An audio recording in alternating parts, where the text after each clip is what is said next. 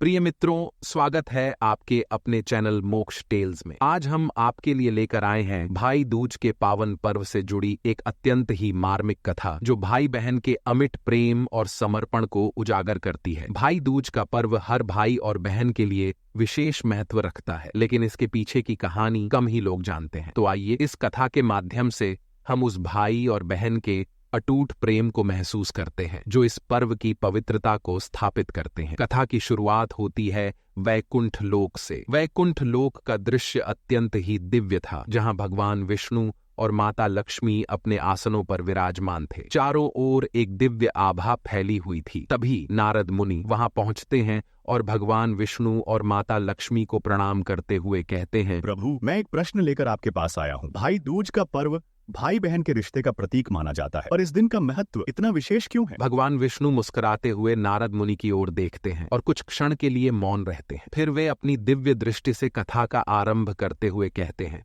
नारद, यह पर्व वास्तव में भाई बहन के बीच के अटूट प्रेम और विश्वास का प्रतीक है। इसके पीछे एक सुंदर कथा है जो इस दिन के महत्व को और भी विशेष बनाती है। एक समय की बात है, मध्य देश में एक अत्यंत शोभायमान नगरी थी। वहां एक छोटे से गांव में एक बूढ़ी माँ रहती थी। उनका एक बेटा था जिसका नाम सुरेश था, और एक बेटी थी जिसकी शादी हो चुकी थी और वह दूसरे गांव में रहती थी। भाई दूज का पर्व नजदीक था और सुरेश ने अपनी माँ से कहा कि वह अपनी बहन के घर जाना चाहता है। माँ ने उसे चिंता भरी नजरों से देखा और कहा, बेटा, तेरी बहन बड़ी कलिया है, वह हमेशा तुझसे झगड़ती रहती है, फिर भी तू वहाँ जाना चाहता है? सुरेश मुस्कुराते हुए माँ की ओर देखता है और कहता है, माँ, वह मेरी बहन है। भाई दूज के दिन का रिश्ता हम दोनों के बीच प्रेम और अपनापन का होता है, चाहे वो कितनी ही कलियों क्यों न हो, पर मेरा प्रेम उसके लिए अटूट है। मुझे उसके पास जाना ही है। माँ बेटे का यह प्रेम देखकर उसे आशीर्वाद देकर अनुमति दे देती है। सुरेश अपनी माँ से विदा लेकर अपनी बहन प्रीति से मिलने के लिए निकल पड़ता है। उसके मन में उत्साह और आंखों में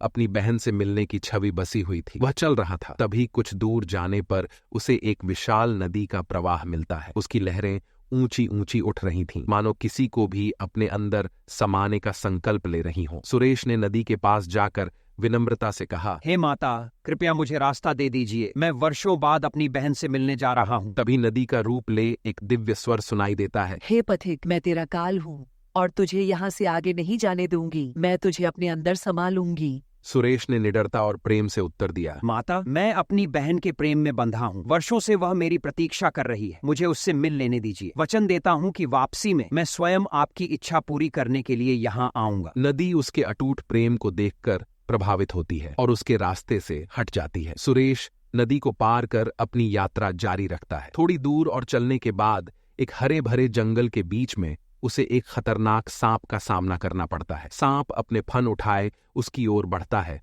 और फुफकारता हुआ कहता है, रुक जा, मैं तेरा अंत करने आया हूँ और तुझे 10 लूंगा। सुरेश फिर विनम्रता से कहता है, हे नागदेव, मुझे अपनी बहन से मिल लेने दीजिए। उसके बाद आप जो चाहें वह कर सकते हैं। वर्षों से उसने मेरे लिए इस पर्व का इंतजार किया है। मेरा जीवन तो उसके आशीर्वाद से है, परंतु उसका प्रेम मेरी शक्ति है। सांप उसके निस्वार्थ प्रेम से प्रभावित होकर एक ओर हो जाता है और उसे आगे जाने देता है। सुरेश फिर अपनी यात्रा पर बढ़ता है। अपने मन में अपनी बहन से मिलने की लालसा और भी प्रबल हो उठती है। कुछ समय बाद घना जंगल सामने आता है और वहां एक विशाल शेर उसकी राह रोक लेता है। शेर गरजते हुए उसकी ओर बढ़ता है और कहता है, ये जंगल मेरा है, मैं तुझे यहाँ से आगे नहीं जाने दूंगा और तुझे अपना शिकार बनाऊंगा। सुरेश ने धैर्य और श्रद्धा के साथ कहा, हे वनराज, मेरी बहन वर्षों से मेरी प्रतीक्षा कर रही है। मुझे उसे देख लेने दीजिए। उसके बाद मैं स्वयं आपके सामने प्रस्तुत हो जाऊंगा। उसका प्रेम मुझे जीवन की राह दिखाता है और उसका आशीर्वाद मेरे लिए रक्षा कवच है। शेर भी उसके प्रेम और साहस से प्रभावित होकर उसे छोड़ देता है और सुरेश को आगे जाने देता है। सुरेश ने अपनी यात्रा की कठिनाइयों को पार करते हुए आखिरकार अपनी बहन प्रीति के घर का आंगन पार किया। दरवाजे पर पहुंचते ही उसने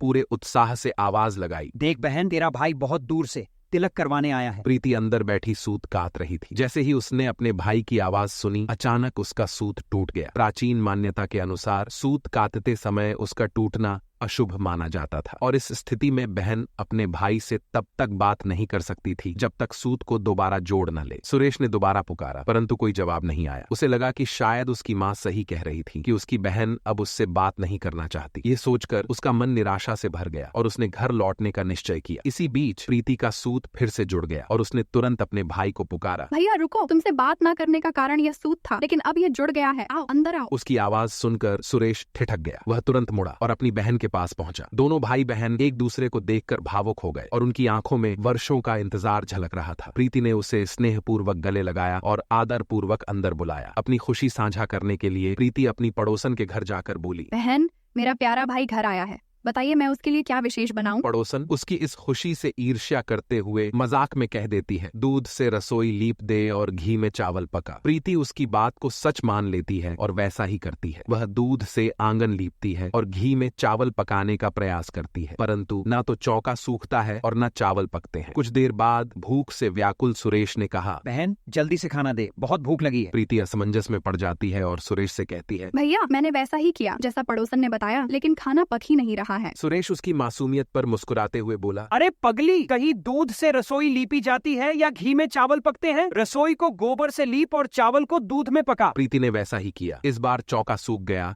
और चावल भी अच्छी तरह पक गए। उसने उनमें घी और शक्कर मिलाया और बड़े प्रेम से अपने भाई को भोजन परोसा। भोजन के बाद उसने अपने भाई का तिलक किया, जो उसके सच्चे प्रेम और आशीर्वाद का प्रतीक था। दोनों भाई बहन के चेहरे पर संतोष और प्रेम की चमक थी। कुछ दिन बीतने के बाद सुरेश ने प्रीति से कहा, बहन अब मुझे घर लौटना होगा, माँ घर पर अकेली है। ये सुनकर प्रीति अगले दिन सुबह जल्दी उठी और चक्की में गेहूं पीसकर अपने भाई के लिए लड्डू बनाए। उसने कुछ लड्डू अपने बच्चों के लिए बचाकर बाकी लड्डू सुरेश को विदा के समय दी। थोड़ी देर बाद प्रीति के बच्चे उससे बोले, माँ हमें भूख लगी है। तब प्रीति ने उन्हें वो लड्डू दे दिए जो उसने उनके लिए बचाए थे, परंतु जब उसने लड्डुओं की तरफ देखा तो देखा कि वे सभी हरे रंग के हो गए हैं। चिंतित होकर उसने चक्की में जाकर देखा, तब उसे पता चला कि गलती से उसने गेहूं के साथ एक सांप को भी पीस दिया था। वह तुरंत अपने भाई को यह सब बताने के लिए दौड़ी। सुरेश उस समय रास्ते में एक पेड़ के नीचे आराम कर रहा था। उसे अपनी बहन को भागते हुए आते देख आश्चर्य हुआ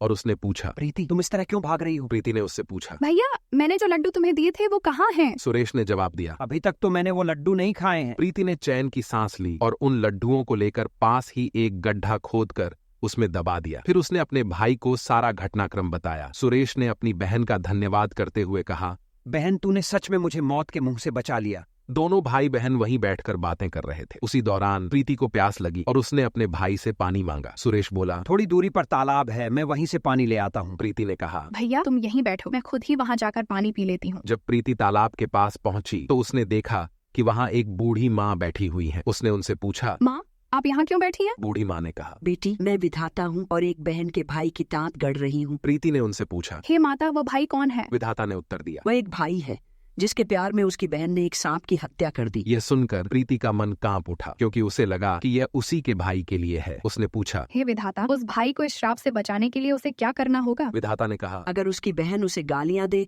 और उसकी शादी तक हर संकट का सामना करती रहे तो वह भाई सुरक्षित रह सकता है। यह सुनकर प्रीति ने संकल्प लिया कि वह अपने भाई की सुरक्षा के लिए ये सब सहने को तैयार है। इसके बाद वह अपने भाई के पास लौटकर उसे माँ के पास छोड़ने का वादा करती है और उनसे थोड़ी देर रुकने को कहती है। फिर वह शेर के लिए मांस, सांप के लिए दूध और नदी के लिए ओढ़नी लेकर चल पड़ती है। प्रीति और सुरेश ने अपने घर की ओर यात्रा शुरू की। चलते चलते वे एक घने जंगल में पहुंचे, जहां अचानक वही शेर उनके सामने आ खड़ा हुआ। शेर को देखते ही सुरेश के चेहरे पर घबराहट आ गई, लेकिन प्रीति ने हिम्मत नहीं हारी। उसने तुरंत शेर के सामने मांस का टुकड़ा डाल दिया। शेर मांस की सुगंध से आकर्षित होकर उसे खाने में लग गया और दोनों भाई बहन को छोड़ दिया। आगे कुछ दूर चलने पर वे उसी सांप से सामना करते हैं। सांप फन फैलाए सुरेश की ओर बढ़ने लगा। प्रीति ने अपनी प्याली में से दूध निकालकर सांप के सामने रख दिया। सांप ने जैसे ही दूध देखा, उसने सुरेश को छोड़ दिया और दूध पीने में मग्न हो गया। थोड़ी देर बाद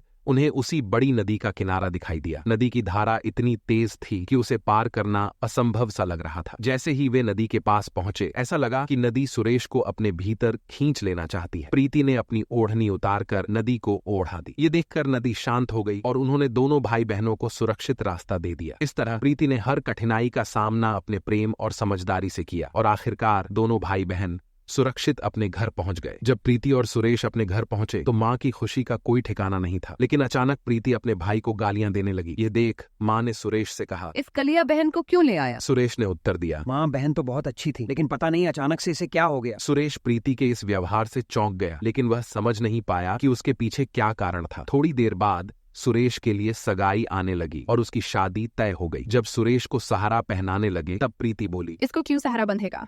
सहरा तो मैं पहनूंगी, ये तो जलेगा मरेगा। सभी लोग परेशान होकर सहरा प्रीति को दे देते हैं। प्रीति ने देखा कि उसमें कलंगी की जगह एक सांप का बच्चा था। उसने उसे निकाल कर फेंक दिया। जब सुरेश घोड़ी चढ़ने लगा तो प्रीति फिर बोली, ये घोड़ी पर क्यों चढ़ेगा? घोड़ी पर तो मैं बैठूंगी, ये तो जलेगा मरेगा, इसकी लाश को चील कौवे खाएंगे। सब लोग परेशान होकर उसे घोड़ी पर भी चढ़ने देते हैं। बारात चलने के समय प्रीति ने फिर कहा, ये क्यों दरवाजे से निकलेगा? ये तो पीछे के रास्ते से जाएगा, दरवाजे से तो मैं निकलूंगी। जैसे ही वह दरवाजे के नीचे से जा रही थी, दरवाजा अचानक गिरने लगा। प्रीति ने एक ईंट उठाकर अपनी चुनरी में रख ली और दरवाजा वहीं रुक गया। सब लोग आश्चर्यचकित रह गए। रास्ते में बारात रुकी तो भाई को पीपल के पेड़ के नीचे खड़ा कर दिया। प्रीति ने कहा, ये क्यों छांव में खड़ा होगा? ये तो धूप में खड़ा होगा, छांव में तो मैं खड़ी होगी। जैसे ही वह पेड़ के नीचे खड़ी हुई, पेड़ गिरने लगा। प्रीति ने एक पत्ता तोड़कर अपनी चुनरी में रख लिया और पेड़ वहीं रुक गया। अब सबको विश्वास हो गया कि यह बावली कोई जादू टोना सीख कर आई है, जो बार बार अपने भाई की रक्षा कर रही है। ऐसे ही करते करते फेरों का समय आ गया। जब सुरेश फेरों में बैठा तब प्रीति फिर बोली, इसकी जगह मैं फेरों में बैठूंगी। फेरों के समय एक नाग आया, लेकिन प्रीति पहले से ही तैयार थी। उसने सांप को पकड़कर टोकरी से ढक दिया। शादी की सभी रस्में पूरी होने के बाद थकी हुई प्रीति को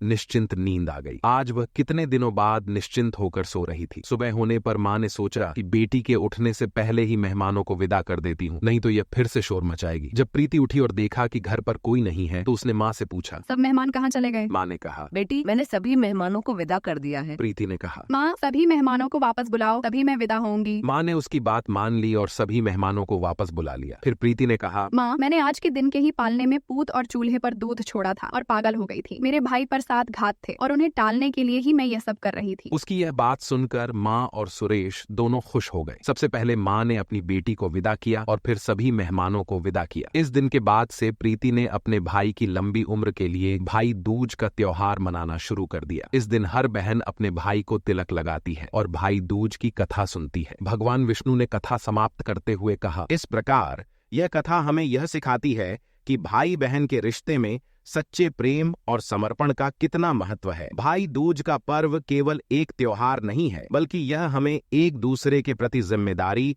और स्नेह का अनुभव कराता है। जब बहनें अपने भाइयों की लंबी उम्र और सुख समृद्धि की कामना करती है तो यह रिश्ते की गहराई को दर्शाता है। हमें अपने परिवार के सदस्यों की रक्षा और उनके प्रति सच्ची चिंता का ध्यान रखना चाहिए। इस प्रकार मित्रों, यह कथा हमें सिखाती है कि सच्चे प्रेम, त्याग और समर्पण से ही रिश्तों को मजबूत किया जा सकता है। हमें हमेशा अपने प्रियजनों की भलाई के लिए प्रार्थना करनी चाहिए ताकि हम एक सुखमय और समृद्ध जीवन का अनुभव कर सकें। मित्रों, आशा करते हैं कि आपको हमारी सुनाई गई यह कथा पसंद आई होगी। अगर आपको यह कथा पसंद आई हो तो कृपया इस वीडियो को लाइक और शेयर करें। कमेंट में सच्ची श्रद्धा से जय श्री कृष्ण लिखकर हमें अपने प्यार से अवश्य सराहें। हमारे चैनल को सब्सक्राइब करना न भूलें। आप सभी का वीडियो को यहाँ तक देखने के लिए दिल से धन्यवाद।